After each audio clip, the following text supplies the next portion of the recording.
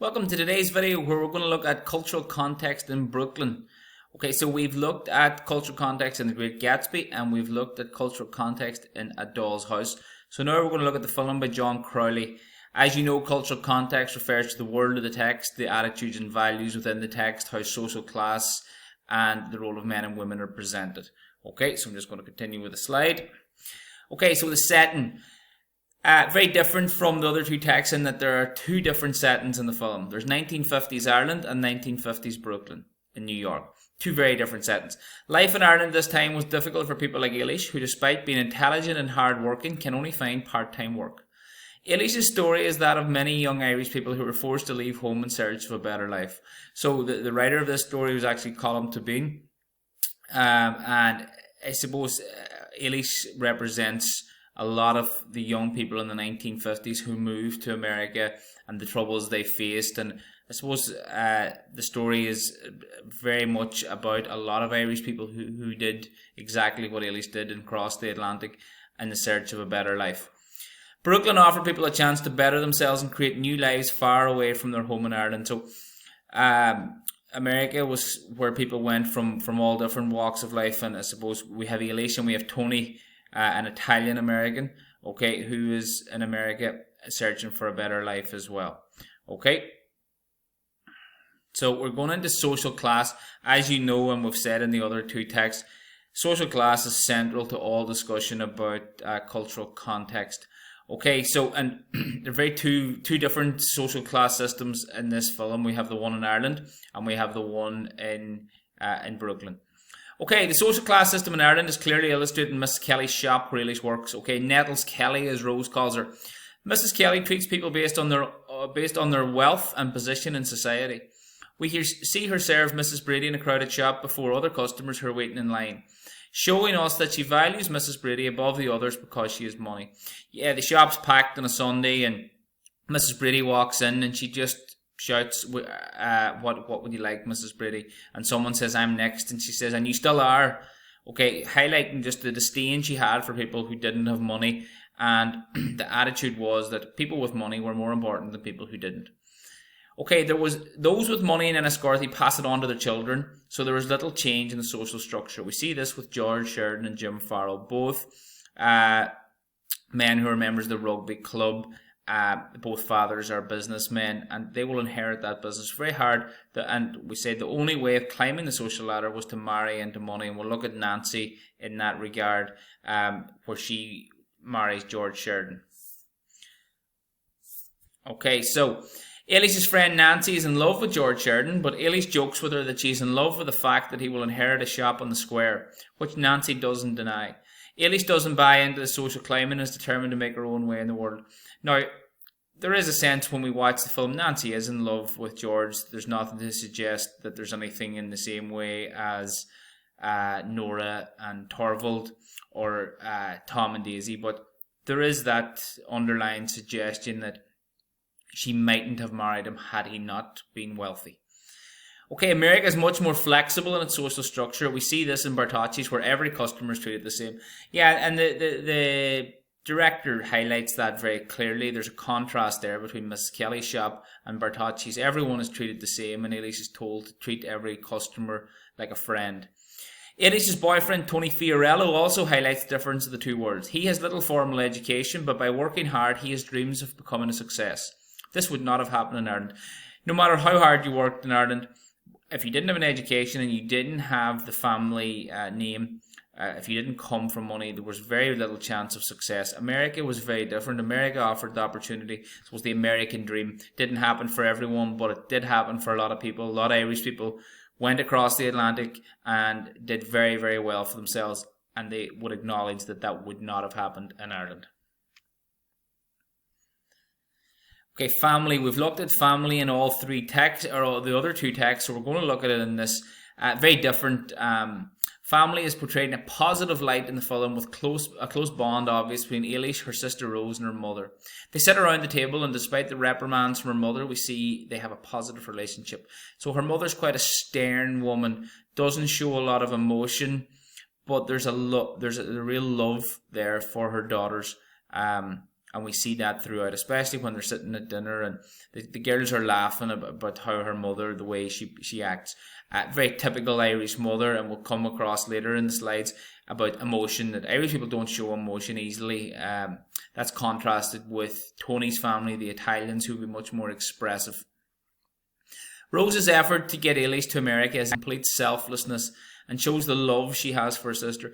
Unlike any of the other texts, Rose shows an example of complete selflessness. In fact, she's actually going to lose out by sending Ailís to America because she's a real friend. They're not just sisters, they're best friends. She loses out by sending her to America, but she does it for Ailís's benefit. She doesn't benefit in any shape or form from this decision. And I suppose there's very little selflessness like this in any of the other texts. So we see a world where there are good people. When Ailís goes to New York, she stays in a house known as Ma Keogh's, and Mrs. Keogh takes on the role of the girl's mother. She is very like Ailís's own mother at times. She's that Irish mammy.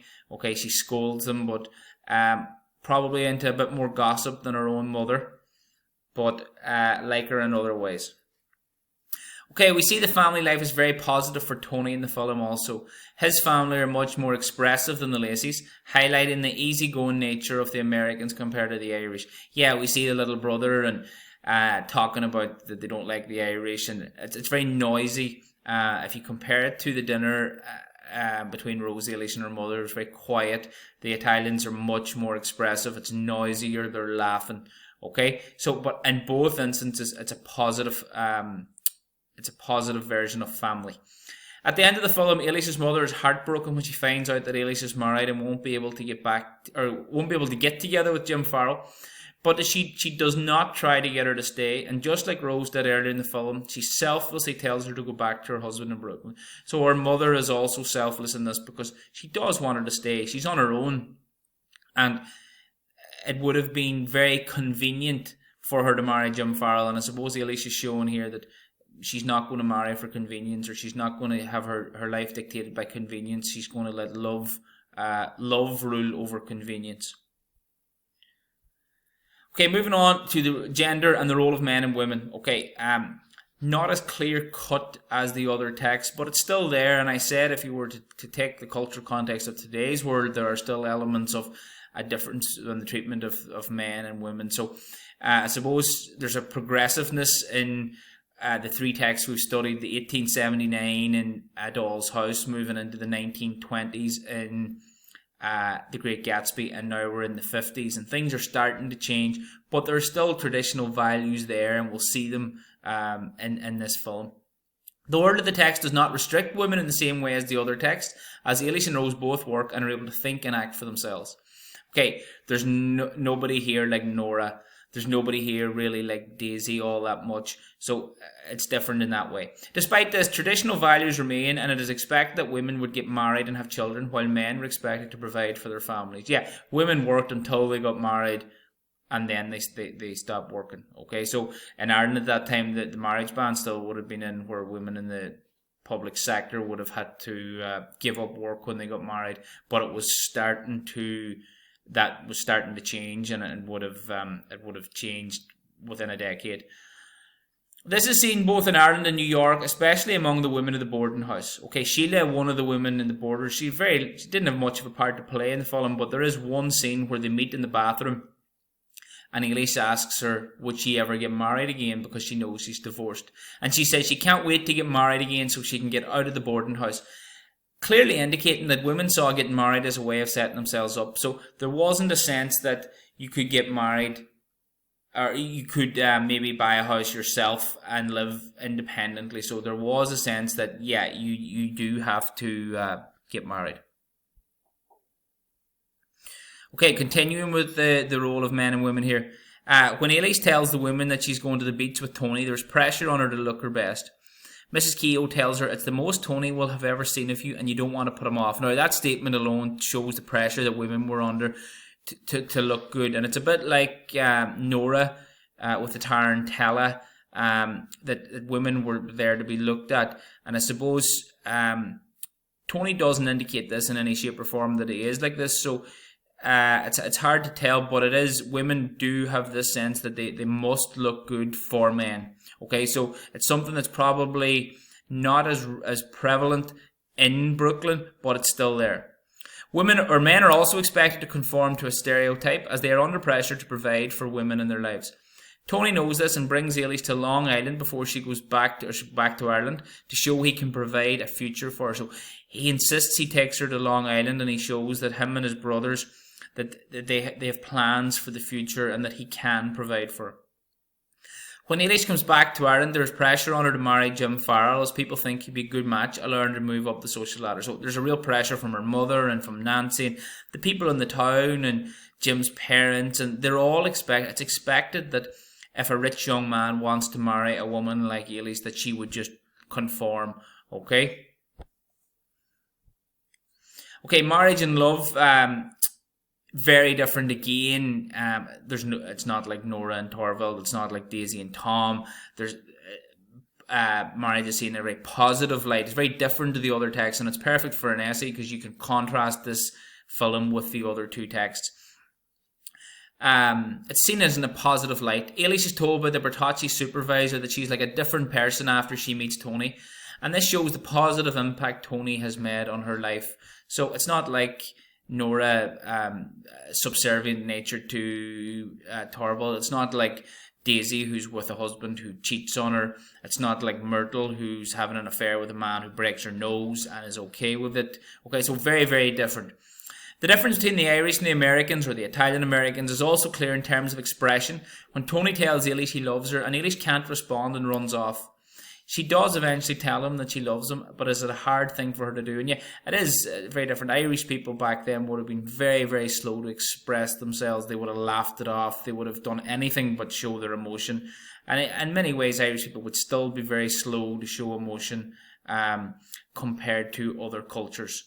Okay? So, just continuing with that.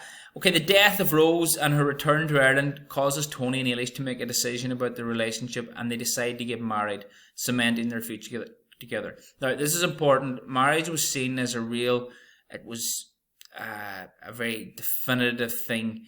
I suppose much more than it would be today. Like, as soon as Eilish's mother finds out she's married, there was no question that she must return, because the view of marriage was absolute. And I suppose if we think about it, divorce was illegal in Ireland at that time, and it wouldn't be until I think it was 94, 95 possibly that it became legal in Ireland.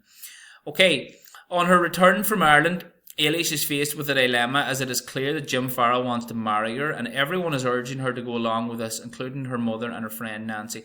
And at some point in the film, we're actually questioning what is she going to do, because she's not. She's ignoring the letters from Tony. She hasn't told anybody about him, and she is conflicted in many ways. And she sees it's a very different Enniscorthy than the one she left. She has a job.